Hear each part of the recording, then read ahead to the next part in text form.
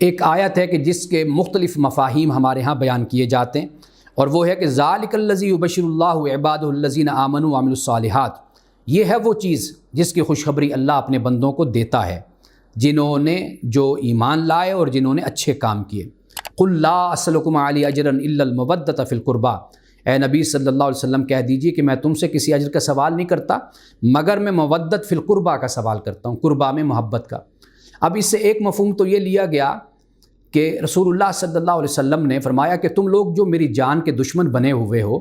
تو میں تم سے کس چیز کا سوال کرتا ہوں، کوئی دنیا کی دولت نہیں مانگتا، کچھ بھی نہیں کہتا، کم از کم اس بات کا تو خیال کرو کہ میں تمہارا رشتہ دار ہوں اور تم سے میرے ایک قربت کا تعلق ہے، رشتہ داری کا تعلق ہے، اسی کا لحاظ کرو، کیوں میری جان کے دشمن بن گئے ہو۔ ایک تو یہ مفہوم ہے۔ دوسرا مفہوم یہ لیا گیا کہ رسول اللہ صلی اللہ علیہ وسلم نے فرمایا کہ میں تم سے کچھ بھی نہیں چاہتا، میں تو صرف یہ چاہتا ہوں کہ تم خدا کے قرب میں آ جاؤ، اللہ کے تقرب میں آ جاؤ، اللہ کی قربت میں آ جاؤ، اس کے پسندیدہ اور اس کے مقرب بندے بن جاؤ۔ تیسرا جو مفہوم ہمارے ہاں لیا گیا وہ یہ ہے کہ رسول اللہ صلی اللہ علیہ وسلم نے یہ فرمایا کہ میں تم سے کوئی سوال نہیں کرتا سوائے اس کے کہ جو میرے قریبی رشتہ دار ہیں، میری اولاد ہے، آل ہے، ان سے تم محبت کرو۔ یہ تین مفاہیم ہمارے ہاں بیان کیے جاتے ہیں، لیکن اس میں یہ جو تین مفاہیم ہیں یہ ہمارے اسلاف میں ہی اس کا اختلاف موجود تھا۔ مثال کے طور پر جو اللہ کی قربت کا میں نے آپ کو ایک مفہوم بیان کیا، یہ حضرت امام حسن بصری نے اس کو بیان کیا۔ اسی طرح کوئی مفہوم حضرت ابن عباس کے نزدیک ہے، کوئی عبداللہ ابن عمر کے نزدیک ہے، کوئی کسی کے نزدیک ہے۔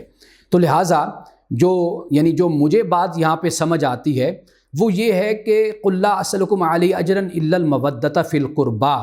کہ یہاں پر رسول اللہ صلی اللہ علیہ وسلم نے فرمایا کہ کم از کم اس رشتہ داری کا ہی خیال کر لو کہ ابو جہل ہے، ابو لہب ہے، یہ جان کے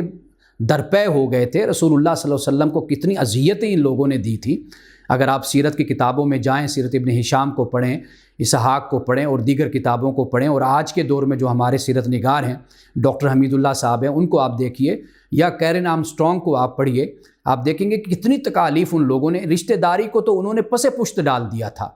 کہ رسول اللہ سے ان کا کیا تعلق ہے، کیا رشتہ داری ہے، آپ کہیں کسی کے ساتھ بھتیجے ہیں، کسی کے بھانجے ہیں، کسی سے کوئی اور رشتہ ہے، چچا زاد ہیں، کسی کے ماموں زاد ہیں، کسی کے خالہ زاد ہیں، کسی نے بھی اس رشتہ داری کا خیال نہیں کیا تھا، حالانکہ عرب میں ان رشتہ داروں کا بڑا خیال کیا جاتا تھا۔ تو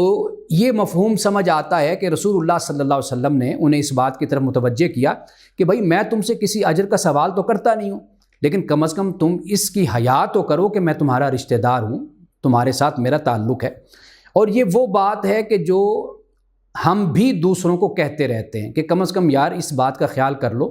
کہ تمہارے ساتھ میرا ایک تعلق ہے، رشتہ داری ہے، تم تو سب کچھ بھلا بیٹھے ہو۔